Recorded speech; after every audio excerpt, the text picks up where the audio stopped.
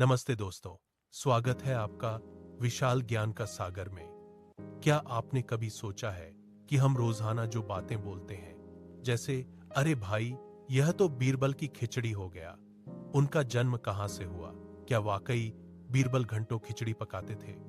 और क्या सच में एक मामूली इंसान भैंस से ज्यादा ताकतवर हो सकता है? आज के इस स्पेशल वीडियो में हम अकबर बीरबल के दौर की उन 4 बड़ी कहानियों को जानेंगे जिन्होंने हमें हमारे सबसे मशहूर मुहावरे दिए। तो चलिए इतिहास के पन्नों को पलटते हैं। कहानी शुरू होती है एक बर्फीली रात से। बादशाह अकबर ने ऐलान किया कि जो कोई पूरी रात ठंडे तालाब में खड़ा रहेगा उसे इनाम मिलेगा। एक गरीब ब्राह्मण ने यह कर दिखाया, लेकिन अकबर ने यह कहकर इनाम देने से मना कर दिया कि उसने महल के दिए की गर्मी ली है। जब यह बात बीरबल को पता चली तो उन्हें बहुत बुरा लगा। उन्होंने अकबर को सबक सिखाने के लिए दरबार आना छोड़ दिया। अकबर खुद बीरबल के घर पहुंचे तो देखा कि बीरबल ने जमीन पर आग जलाई है और 5 फीट ऊपर एक हांडी लटका रखी है। अकबर हंसकर बोले, बीरबल, इतनी दूर से खिचड़ी कैसे पकेगी? बीरबल ने तपाक से जवाब दिया, महाराज, अगर उस ब्राह्मण को मील दूर जल रहे दिए से गर्मी मिल सकती है तो मेरी खिचड़ी भी पक जाएगी। अकबर अपनी गलती समझ गए, लेकिन तब से बीरबल की खिचड़ी का मतलब बन गया एक ऐसा काम जो बहुत लंबे समय से अटका हो या जिसे पूरा होने की उम्मीद बहुत कम हो। पार्ट 2, अकल बड़ी या भैंस बुद्धि का बल।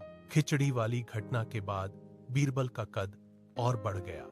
कुछ दरबारी जलने लगे और बोले, बीरबल सिर्फ बातों का धनी है, उसमें शारीरिक बल नहीं है।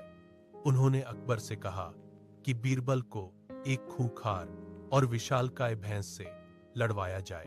अकबर ने चुनौती दे दी। बीरबल अखाड़े में उतरे। सामने एक विशाल भैंस फुंकारें भर रही थी। बीरबल ने लाठी डंडा नहीं उठाया, बल्कि अपनी चादर फैलाकर भैंस की आंखों के सामने लहराने लगे। जैसे ही भैंस उस पर झपटी, बीरबल किनारे हट गए और भैंस सीधे जाकर एक तंग कोठरी में फंस गई। बीरबल ने तुरंत कुंडी लगा दी। सब हैरान रह गए। बीरबल ने साबित कर दिया कि शरीर की ताकत से कहीं ज्यादा दिमाग की ताकत काम आती है। यहीं से मुहावरा निकला, अकल बड़ी या भैंस, जिसका अर्थ है कि शारीरिक शक्ति के सामने बुद्धि हमेशा जीतती है। पार्ट 3, 9-2-11 होना, डर कर भागना। कहानी में ट्विस्ट तब आता है जब महल के खजाने से एक कीमती हार चोरी हो गया। शक उन दरबारियों पर था जो बीरबल से जलते थे। बीरबल ने सबको एक एक जादुई लकड़ी दी और कहा, कल सुबह तक चोर की लकड़ी 2 इंच बढ़ जाएगी। रात भर एक दरबारी सो नहीं पाया।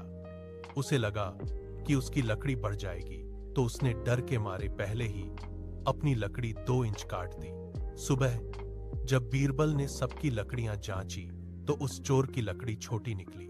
जैसे ही बीरबल ने सिपाहियों को इशारा किया, वह दरबारी अपनी जान बचाकर इतनी तेजी से भागा कि किसी के हाथ नहीं आया। उसकी इसी रफ्तार को देखकर लोगों ने कहना शुरू किया कि वह तो 9-2-11 हो गया।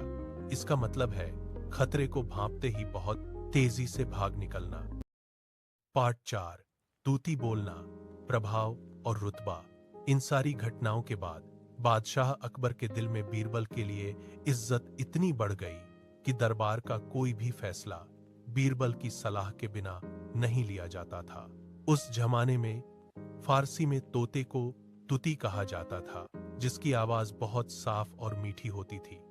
चूंकि दरबार में सिर्फ बीरबल की आवाज सुनी जाती थी और उन्हीं का हुक्म चलता था, तो लोग कहने लगे कि पूरे हिंदुस्तान में बीरबल की तूती बोलती है।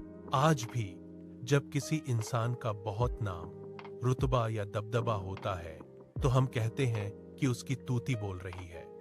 इसका मतलब है अत्यधिक प्रभाव होना। तो दोस्तों, ये थी मुहावरों के पीछे की वो कहानियां जो आज भी हमारे जीवन का हिस्सा है। आपको इनमें से कौन सा पार्ट सबसे अच्छा लगा?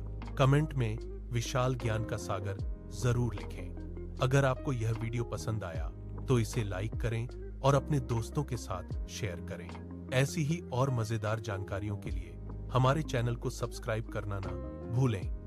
मिलते हैं अगले वीडियो में, तब तक के लिए नमस्कार।